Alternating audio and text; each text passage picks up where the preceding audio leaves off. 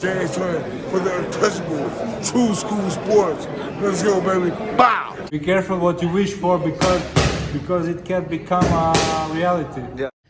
The untouchable True School Sports Empire proudly presents something the boxing game's missing. Hey, what's going on? It's your boy BC, and I came here to talk some boxing with the thousands of True School Sports subscribers. All right, so top of the morning to everybody from lovely Las Vegas. You know, getting my day started. Got my watermelon smoothie going. You know, that's the BT special. That's the key to success is watermelon smoothies. But listen, man. Later on today, I'm going to be at the press conference for Rafael Espinoza and Sergio Chirino Sanchez.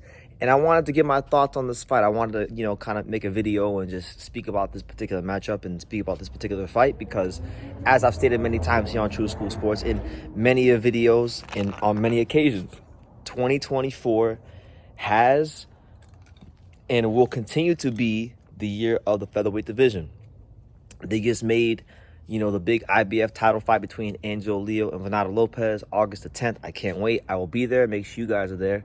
But this weekend here in Las Vegas, we got the WBO champion, Rafael Espinoza, fresh off of a very scintillating and fun fight where, as the underdog, he came to South Florida against Robeisy Ramirez as at the time, obscure, unknown Mexican contender.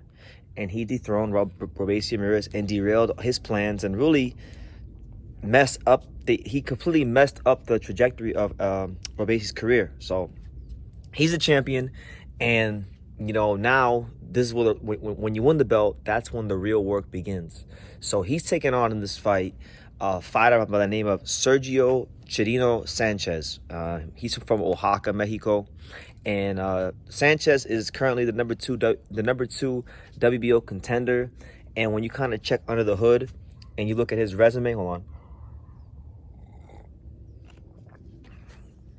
When you check under the hood and you look at his resume, Sergio Chirino Sanchez hasn't really fought any names people would know except but one. And that one would be the former champion himself, Mauricio Bronco Lara. In that fight, he got stopped in that fight for the only loss of his career. He's 22-1, 13 knockouts. And Lara, really, it wasn't like a stoppage where he got knocked out. It was more of a stoppage of where it was on cuts because they stopped it in the corner, So he was boxing well in that fight. If you go and you watch it, he's boxing well. He was counterpunching, and that's how it describes Sergio Chirino Sanchez's style. He is a counterpuncher, a very good instinctive fighter. However, Sergio Chirino Sanchez does not carry a lot of punching power, and the challenge for him in this fight is going to be, can he get enough respect with the power he does have to limit the offensive output of Rafael Espinoza? To me, that is the fight within the fight from the Sanchez perspective. From the Espinoza perspective, really and truthfully, I was there ringside when he fought Robeisy, and when he fought Robeisy, he was ready to go. He was ready to just, I think it was at the third or the fourth round, he got dropped, and I saw the look on his face. He was ready to go, and he weathered the storm, and he came back, and he was able to win the back half of the fight and ultimately win the fight, and that's why he's champion, and that's why he's here. But the fight within the fight for Espinoza is going to be, I think, his defense. He's a tall guy who does have a good jab. I think he does got some boxing skills, which is why when he was getting ready to fight, when he was getting ready to fight Robeisy, I gave him a chance to win that fight because when I watched the tape, I saw a guy that had some skills. But that defense needs to be very, very, it needs to tighten up this fight. It can't be leaky because this is a guy that can counterpunch. And while he may not be the biggest puncher, listen, it only takes a little bit of pressure when somebody touches your chin to knock you the hell out. So while he may not have, I think his KO ratio is about 59%.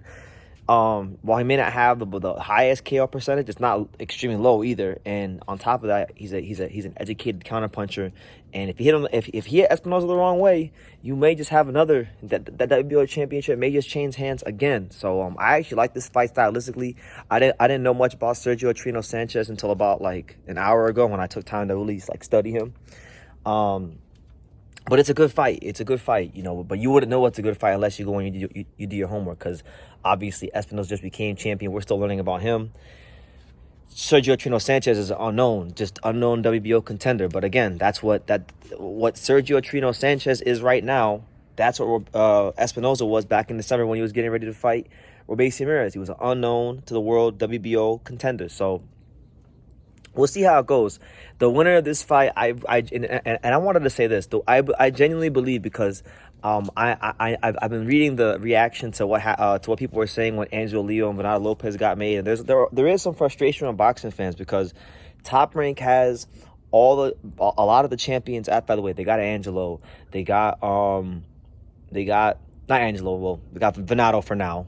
They got Venado, they got Espinoza. They have pretty much half of the division on lock with the with the titles, and they're refusing to unify. Like the guys are not unifying in the fashion the fans want. So what I would say is this: whether it's Espinoza or whether it is Venado,